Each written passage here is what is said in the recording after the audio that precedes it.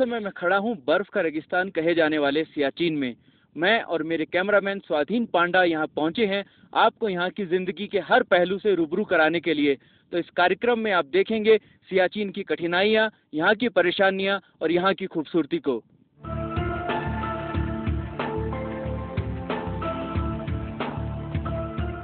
सियाचिन दुनिया का सबसे ऊंचा लड़ाई का मैदान।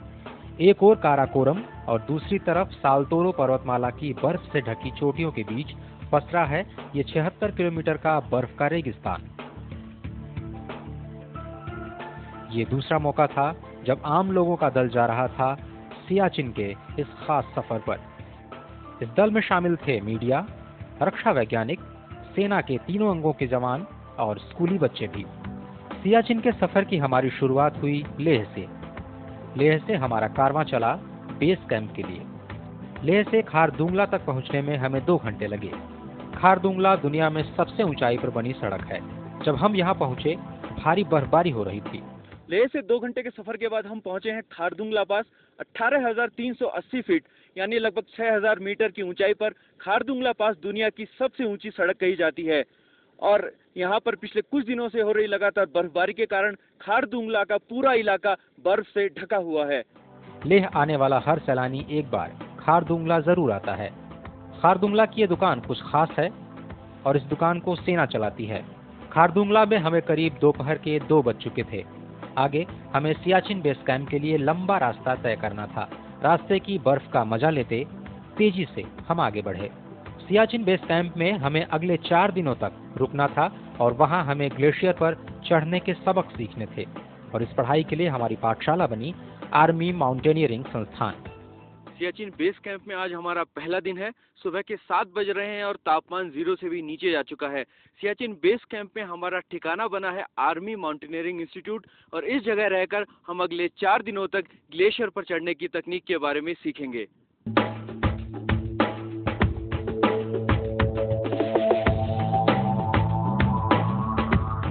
आर्मी माउंटेनियरिंग संस्थान को 2 साल पहले ही बनाया गया है। इसको भारतीय सेना के जवानों को पर्वतारोहण की सही ट्रेनिंग देने के लिए बनाया गया है। हमारे पास कोई ऐसा जो है एक ऑर्गेनाइज्ड कह लो ऐसा कोई स्कूल नहीं था कि जहां हम एक्सपीडिशंस को पर से ट्रेन कर सके। हमारे पास जैसे हाई एल्टीट्यूड वॉरफेयर स्कूल है जहां ये most of the mountaineers army के जो ज़्यादातर हमारे जैसे हैं हम वहीं ट्रेंड हुए हैं। लेकिन हमारे पास एक्सपीडिशंस जब जाती हैं उसके पहले ट्रेनिंग करने के लिए ऐसी कोई संस्था नहीं थी। तब 2006 के अंदर इंडियन आर्मी ने ये जो है निर्णय लिया कि हमें एक ऐसा इंस्टीट्यूट बनाना चाहिए। पर्वतारोहण के काम में आने वाले सभी जरूरी साजो सामान इस संस्थान के पास हैं, जिससे हमारे जवानों को विश्व स्तर का प्रशिक्षण दिया जा सके। आम लोगों और मीडिया के लिए यह सब खासा मुश्किल था। आखिर कलम घिसने और पहाड़ पर चढ़ने में अंतर तो होता ही है। लॉन्ग टर्म के अंदर जब सिचुएशन अगर यहाँ ठीक होती है तो हम चाहेंगे कि यहाँ सिविलियंस और फॉरेनर्स भी आके जो है इन पीक्स को अटेम्प्ट करें और हम उनको बेस प्रोवाइड कर सकते हैं इनिशियल स्टेजेस के अंदर। जरूरी साजो सामान के साथ ही संस्थान में जाने माने प्रशिक्षक हैं। हमारे मुख्य प्रशिक्षक थे सीएन बोथ। बोथ पहले एवरेस्ट फतह कर चुके हैं। वो 8,000 मीटर से अधिक ऊंचाई वाली 5 चोटियों पर जीत दर्ज करने वाले भारत के अकेले पर्वतारोही हैं। बोथ साहब का एक सबक तो हमेशा याद रखने लायक है कि जब भी आप पहाड़ पर होते हैं तो पहाड़ आपसे बातें करता है। पहाड़ बोलता है, पहाड़ हमेशा बोलता है। आपने बात नहीं किया, बात करता है। मैं पहाड़ों से बात करता हूँ, आनंद आता है। पहाड़ बोलने का मतलब ये है कि पहाड़ बहुत कुछ सिखाता है आपको। अंदर आप जब पहाड़ों में जाएंगे तो आपको बहुत अच्छा लगेगा। आपका अहंकार दूर होगा। पहाड़ अहंकार मिटाता है, सिंप्लिसिटी सिखाता है कि किस प्रकार से आप देखेंगे 2 पहाड़ है, एक बहुत ऊंचा है, एक छोटा है। वो कभी लड़ते नहीं, वो सदियों से साथ में, ना आपस में कोई ईर्ष्या है, ना द्वेष है, ना कोई घमंड है कि मैं ऊंचा हूँ तू छोटा है। तो ये बहुत कुछ सिखाता है पहाड़। इन पहाड़ों पर चढ़ने के लिए शरीर की मजबूती के साथ साथ मानसिक मजबूती भी बेहद जरूरी है। हमने बोध साहब से ही सीखा कि फिसलन भरी बर्फ पर कैसे चलें और कैसे उस पर जीत दर्ज करें। इस ट्रेनिंग के दौरान पूरे दल को आगे आने वाली स्वास्थ्य से जुड़ी मुश्किलातों का सामना करने और मुश्किल हालातों से जूझने के गुर भी बताए गए। बेस कैंप में अगले दिन हमें वो सभी सामान दिखाया गया जिसे लेकर हमें सियाचिन में आगे का सफर तय करना था।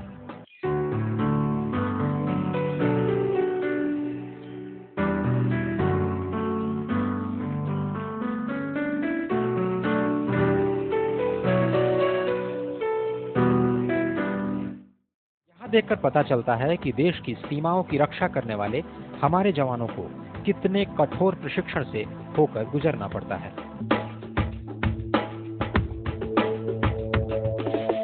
इसी स्कूल में 21 दिनों का कठोर प्रशिक्षण लेने के बाद ही जवान सियाचिन ग्लेशियर की कठिनाइयों का सामना करने के लिए पूरे तौर पर तैयार हो जाते हैं। तेजी से ग्लेशियर पर चढ़ते जवानों को देखकर इनकी हिम्मत और जोश का अंदाजा लगाया जा सकता है। इन जवानों को देखकर हमारे भी मन में जोश बढ़ रहा था। आखिरकार हमारी मंजिल भी तो सियाचिन ही थी। यहीं पर हमने भी बर्फ के पहाड़ों पर चढ़ने, उतरने, गहरी खाइयों को पार करने की तकनीक सीखी। ये तकनीक हमारे आगे के सफर में बहुत काम आने वाली थी। सियाचिन बेस कैंप में आज हमारा तीसरा दिन है और हमें पहाड़ और ग्लेशियर पर चढ़ने का अभ्यास कराया जा रहा है। आप मेरे पीछे जो रक्सैक देख रहे हैं, इसमें करीब 10 से 15 केजी वजन है और आज हमें इस वजन के साथ करीब 5 किलोमीटर की दूरी ग्लेशियर में तय करनी है। 15 किलो सामान के साथ ऊपर चढ़ना हमारे लिए आसान नहीं था, लेकिन आगे जाना है तो ये सामान हमें ढोना ही था। ये हमारी ट्रेनिंग का खास हिस्सा था। बेस कैंप में ही हमने भारतीय सेना के कुछ कारनामों के बारे में जाना। मिसाल के तौर पर सर के ऊपर गड़गड़ाते इन हेलीकॉप्टर्स को देखिए। ये है चीता हेलीकॉप्टर। सियाचिन में तैनात सैनिकों की जान की हिफाजत करने में इनकी बहुत बड़ी भूमिका है। इस ऊंचाई पर तैनात जवानों को जरूरी साजो सामान पहुंचाने का काम इन हेलीकॉप्टरों से ही किया जाता है। लेकिन ये हेलीकॉप्टर्स 21,000 फीट की ऊंचाई पर भी उड़ रहे हैं, जबकि ये इतनी ऊंचाई पर उड़ने के लिए बने ही नहीं हैं। दुनिया में कहीं भी और इतनी ऊंचाई पर हेलीकॉप्टर काम नहीं करते। ये हमारे पायलट ही हैं जो 21,000 फीट की ऊंचाई पर भी इस मशीन को उड़ा रहे हैं। सभी हमारे देश के पायलट के इन कौशल को देखकर दांतों तले उंगली दबा लेते हैं। सिर्फ सियाचिन ही नहीं बल्कि पूरे लद्दाख इलाके के लिए ये अनोखी मशीन चमत्कार की तरह है। यहाँ इतने दुर्गम इलाकों से बीमार लोगों को निकालने और इन तक सहायता देने के काम भी ये हेलीकॉप्टर ही करते हैं। लद्दाख के इन इलाकों में इस मशीन को भगवान की तरह से पूजा जाता है। आखिरकार हमारी ट्रेनिंग पूरी हुई, लेकिन ऊपर जाने से पहले हम सभी का मेडिकल टेस्ट होना बाकी था, जिसमें पास होने के बाद ही किसी को भी सियाचिन की खतरनाक ऊंचाई पर जाने की इजाजत मिलती है। हर कोई चाहता है कि वो इस टेस्ट में पास हो जाए, लेकिन कई दौर की जांच के बाद हम में से 6 लोग मेडिकल टेस्ट में खरे उतर नहीं पाए। बाकी बचे 27 लोगों को ये चढ़ाई पूरी करनी थी। अगले दिन सुबह सवेरे हर कोई तैयार था। हमें पता चला कि निकलने से पहले यहाँ के ओपी बाबा मंदिर में पूजा होगी। पूजा के बाद हमारा दल आगे चढ़ाई के लिए बढ़ेगा। ओपी बाबा का मंदिर हमारे सेना के विश्वास की कहानी है। ओपी बाबा सियाचिन में तैनात एक सिपाही थे जो कि सियाचिन में ही शहीद हो गए। ये माना जाता है कि बाबा सियाचिन में रहने वाले हर सैनिक की रक्षा करते हैं। ओपी बाबा की यहाँ मान्यता है। ओपी बाबा की यहाँ मान्यता है। इस बारे में बताते हैं कि ओपी बाबा, जिनका पूरा नाम ओम प्रकाश है, उनकी पोस्टों पर तैनाती थी। वहाँ पर कुछ पाकिस्तानी सैनिकों से उनका मुकाबला हुआ और वो शहीद हो गए। उनके नाम पर ही ये स्थान बनाया गया है। जो भी पोस्टों पर जाते हैं वो पहले यहाँ माथा टेक कर तब आगे जाते हैं।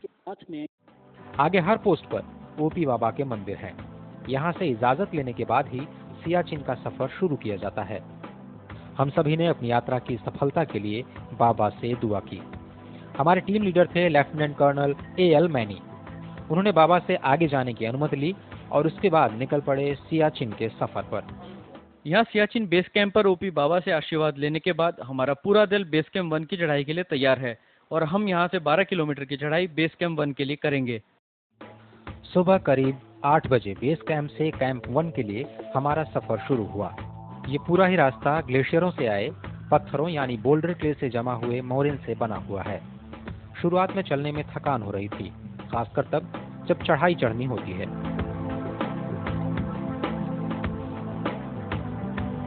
कुछ ही देर चलने के बाद हमें खाइयां पार करनी थी, बर्फीली खाइयां।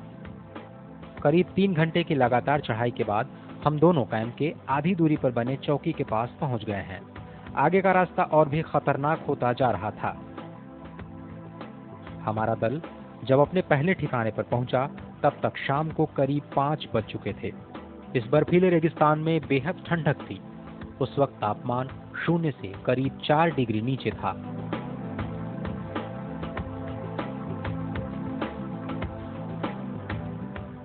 लेकिन इस खतरनाक ठंड में यहाँ तैनात जवानों की गर्मजोशी से दिल को बेहद खुशनुमा गर्माहट मिली। भारतीय सेना की मेहमान नवाजी भी हमने देखी। इतनी ऊंचाई पर भी उन्होंने हमारे लिए शानदार नाश्ते का इंतजाम किया था।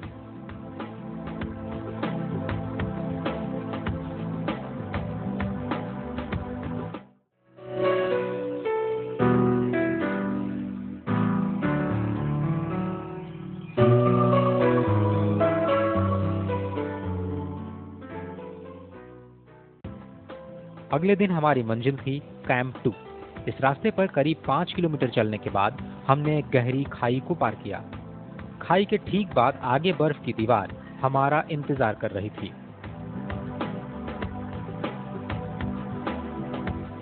बर्फ की दीवार पर चढ़ने के बाद हमें दिखाई दिए बर्फीले ग्लेशियर का वो नजारा जिसका सभी को बेसब्री से इंतजार था।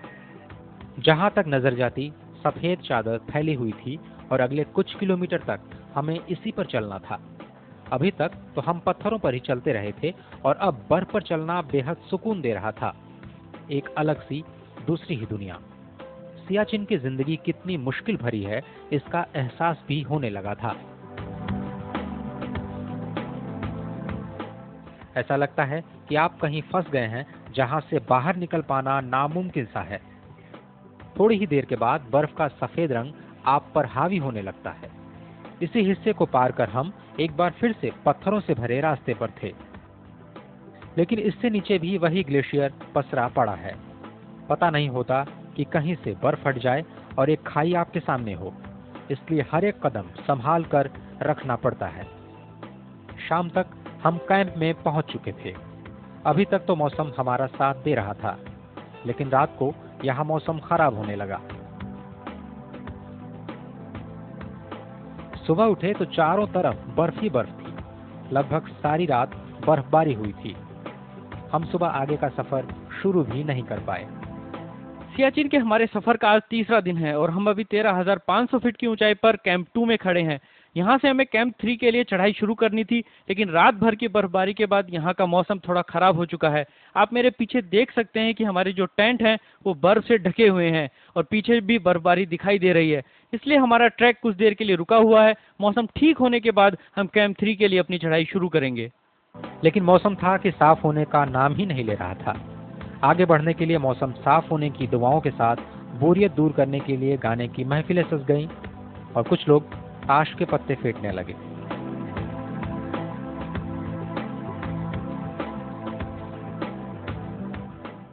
सच बात तो यह है कि 2 दिन के बाद मिला आराम सभी को अच्छा लग रहा था। चलने की आदत पड़ी रहे, इसलिए शाम को सभी लोग कैंप के पास ही घूमने निकले, लेकिन मौसम का इरादा शायद कुछ और ही था। अगले सुबह भी लगातार बर्फ गिरती रही और हम अपना सफर फिर से शुरू नहीं कर पाए। बेस कैंप 2 पर आज हमारा ये दूसरा दिन है और हम 2 दिन से ही बेस कैंप 2 पर रुके हुए हैं और मौसम खराब होने के कारण बेस कैंप 3 की ओर नहीं जा पा रहे हैं। जैसा कि आप मेरे पीछे देख सकते हैं कि तेज स्नोफॉल हो रहा है, तेज बर्फबारी हो रही है और सभी लोग कैंप में, आप हमारे कैंप में भी देख सकते हैं कि बर्फ से ढका हुआ है हमारा कैंप साइट और सभी लोग खड़े हुए इस बात का इंतजार कर रहे हैं कि बर्फ रुके और हम किसी तरह से कैंप 3 की ओर जा पाएं। पीछे का नज़ारा भी अगर हम आपको दिखाएं तो पूरी तरह से स्नोफॉल हो रहा है, बड़ा तेज स्नोफॉल हो रहा है और मौसम अभी खराब बना हुआ है। तापमान भी इस समय लगभग -8 से -10 के बीच में बना हुआ है और इस मौसम खराब होने के कारण हम अभी आगे नहीं जा पा रहे हैं, लेकिन सभी की ये उम्मीद है कि मौसम जल्दी खुले और हम बेस कैंप 3 की ओर जल्दी से जल्दी चलें। एक बार तो हमें लगने लगा कि यहीं से वापस लौट जाना होगा, लेकिन तीसरे दिन सुबह मौसम साफ हो गया और हम चल पड़े कैंप 3 के लिए। 16 किलोमीटर का यह सफर और दिनों की तुलना में आसान रहा, लेकिन 15,000 फीट की ऊंचाई पर तापमान 0 से 15 डिग्री नीचे चला गया था। हमें महसूस हुआ कि यहाँ जिंदा रहना ही मुश्किल है। देश की सरहद के लिए तैनात होना कितना कठिन होता होगा। ऊपरी चौकियों पर जहाँ तापमान 0 से 60 डिग्री तक नीचे चला जाता है, वहाँ 3 महीने रहकर सरहद की निगहबानी करना किसी तपस्या से कम नहीं। भारत ने 13 अप्रैल 1984 को सियाचिन पर अपना ऑपरेशन मेघदूत शुरू किया था और तब से लेकर आज तक सियाचिन में ये ऑपरेशन जारी है। नायक रमेश सिंह सियाचिन पर शहीद होने वाले पहले जवान थे। तब से लेकर आज तक हमारे जवान इस बर्फ के रेगिस्तान में डटे हुए हैं। लगातार चले लड़ाई जैसे माहौल और मुश्किल हालातों की वजह से सियाचिन में शहीद होने वाले जवानों की संख्या करीब 1000 तक पहुंच गई है। इसके बावजूद देश की सरहद की सुरक्षा में मुस्तैद सैनिकों के उत्साह और जोश में कोई कमी नहीं। आज भी जवान खुद अपनी इच्छा से यहाँ आना पसंद करते हैं। हालांकि सीमा पर अब भी शांति बनी हुई है, लेकिन इस रेगिस्तान में आपका सबसे बड़ा दुश्मन खुद ये बर्फीला और ठंडा रेगिस्तान ही है। आज भी शहीद होने का सिलसिला रुका नहीं है, लेकिन पहले की तुलना में इसमें बेहद कमी आ चुकी है। पहले मौसम की वजह से होने वाले हताहतों की संख्या बहुत ज्यादा हुआ करती थी, लेकिन अब बेहतर होती मेडिकल सुविधाओं की वजह से बहुत सी अनमोल जानें बचाई जा रही हैं। कैंप 3 में आने से पहले ही हमारे 2 दिन खराब हो चुके थे, इसलिए आगे न जाकर हमें यहीं से वापसी का सफर शुरू करना था। कैंप 3 पर ही भारत के शानदार तिरंगे को लहराकर हमने वापसी का सफर शुरू किया। रात फिर से कैंप 2 में बितानी पड़ी। अब तक चलने की इतनी आदत हो चुकी थी कि जाते समय हमने जो दूरी 10 घंटे में तय की थी, वो दूरी महज 5 घंटे में पूरी कर हम अगले दिन कैंप 1 में आ गए। इस बार मौसम हम पर मेहरबान था। अच्छी धूप खिली थी और सफर के आखिरी दिन हमने जी भरकर धूप में आराम किया। इस दल के साथ गए लोगों के लिए भी ये तजुर्बा कुछ खास रहा।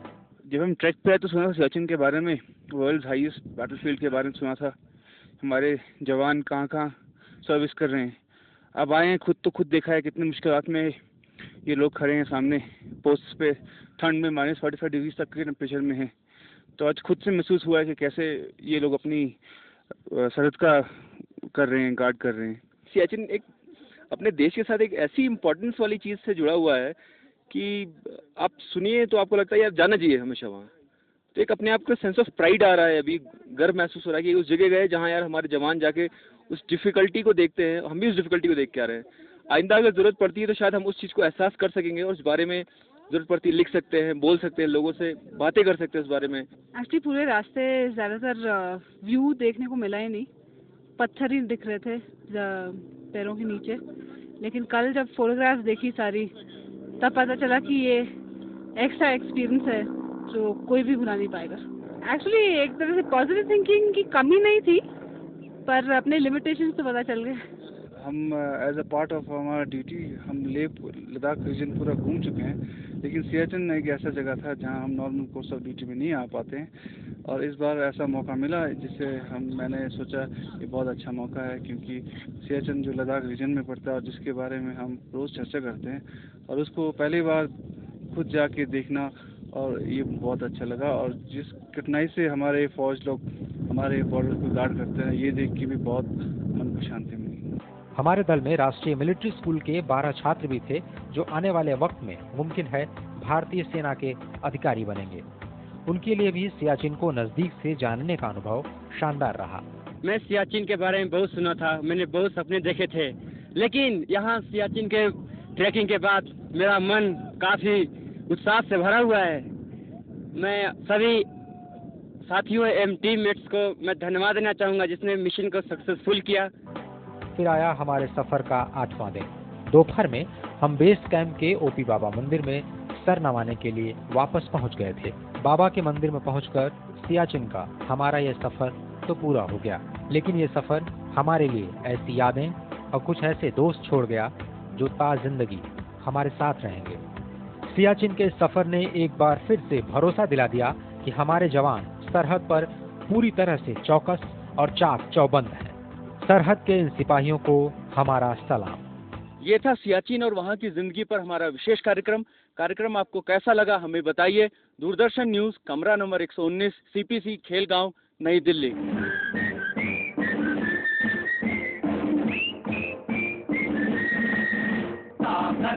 वतन की हमसे है हिम्मत, वतन की हमसे है इज्जत, वतन की हमसे है इंसान के हम रखवाले, पहरेदार हिमालय के हम नौके हैं तूफान के, सुनकर धरती भारी सीने हट जाते चट्टान के। ताकत वतन की हमसे है, हिम्मत वतन की हमसे है, इज्जत वतन की हमसे है, इंसान के हम रखवाले